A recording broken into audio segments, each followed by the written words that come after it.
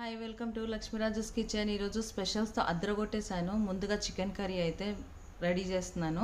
పక్కన టమాటా రసం కూడా చక్కగా మరుగుతుంది. రసం మరిగిన తర్వాత దించేసి ఉడగట్టేసుకొని జీలకర్ర, ఆవాలు, కరివేపాకు, ఎల్లిపాయలు, కొంచెం ఇంగువ వేసేసి పోపు పెట్టి అది మసులుతున్నప్పుడు ఒక గుప్పెడు కొత్తిమీర అలా పడేసిన. ఇక చికెన్ కూడా రెడీ అయింది. ఇంట్లో గుప్పెడు కొత్తిమీర పడేసిన. అట్లనే మూత పెట్టేసి కొద్దిసేపు ఉంచేస్తే ఆ అరోమా మంచిగా వస్తుంది అనమాట.